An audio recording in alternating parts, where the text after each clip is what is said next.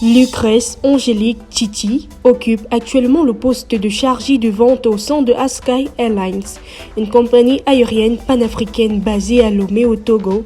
Son rôle consiste à gérer les activités commerciales et les relations clients pour la compagnie, contribuant ainsi à la croissance et à la visibilité d'Askai sur le marché africain. Je suis Lucrèce Angélique Titi, mère de 2 enfants et représentante de Askai pour le Burkina Faso. J'ai eu une enfance marquée par une famille chaleureuse, une mère rigoureuse qui nous a donné une très bonne éducation, un père bienveillant, aimant et une petite sœur, un grand frère formidable. Donc je peux dire une enfance heureuse. L'engagement et la passion. Il faut d'abord aimer ce qu'on fait et là, une fois que tu as cet amour pour ton travail, il te sera plus facile d'accepter les défis, d'accepter les challenges. Donc pour concilier vie professionnelle et vie familiale, organisation, amour du travail et détermination. Diplômée d'un BTS en tourisme, j'ai fait 20 ans de carrière dans le domaine de l'aviation et j'ai débuté avec Air Afrique, Air Sénégal.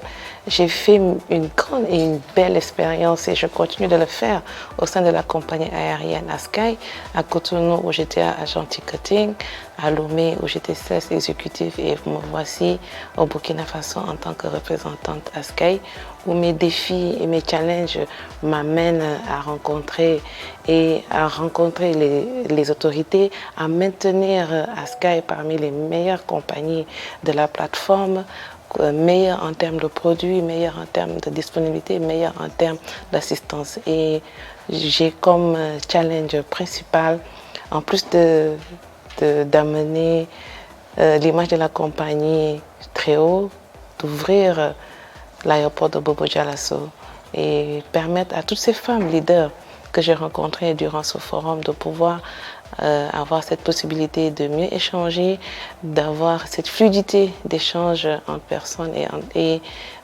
par rapport en personne. La clé de la réussite d'une vie professionnelle, c'est d'abord croire en toi, connaître tes objectifs et te donner les moyens pour les atteindre. Le leadership féminin, il a toujours été là. Il a toujours été là. Quand je regarde depuis nos moments, depuis nous mêmes petites, on faisait nos petites tirelires, ça veut dire on était des leaders en herbe, je peux dire. Aujourd'hui, c'est parti à un plus haut niveau. Lorsqu'on regarde au sein de la compagnie aérienne, nous avons ces grandes dames qui sont des pilotes, nous avons ces dames qui ont de très grands postes. Donc le leadership féminin, elle est très importante.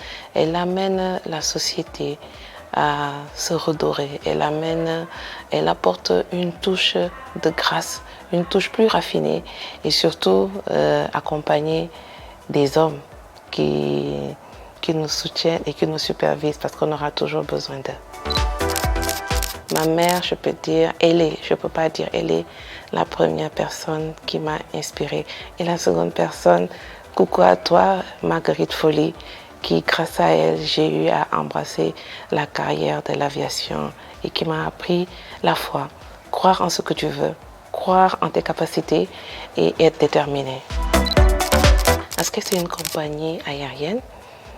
Son siège est basé à Lomé. Elle a comme objectif de désengorger et de décentraliser l'Afrique.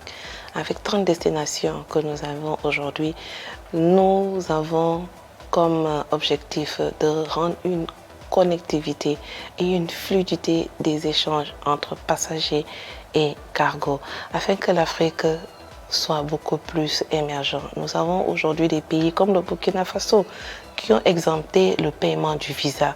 Pourquoi ? Pour faciliter l'échange, pour faciliter les rencontres, pour faciliter tout ce qui est apport d'opportunités, afin que l'Afrique aussi puisse se repositionner. Parce que nous avons un continent riche.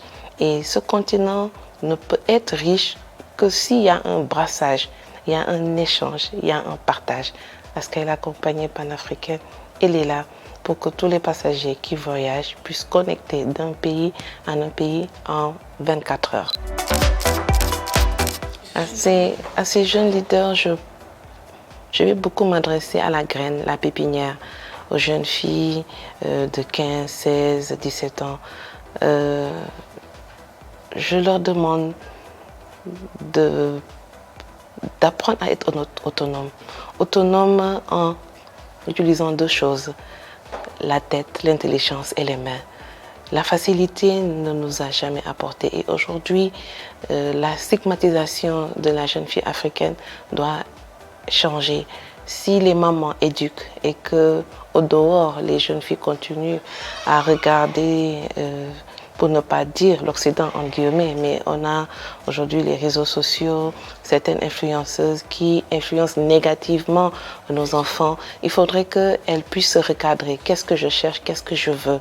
Est-ce que c'est l'apparence qui est plus importante ou bien est-ce que c'est l'intérieur? Donc je demande à toutes ces jeunes filles de regarder en elles. Nous toutes, on a des potentiels et d'essayer de les faire sortir pour être des lumières.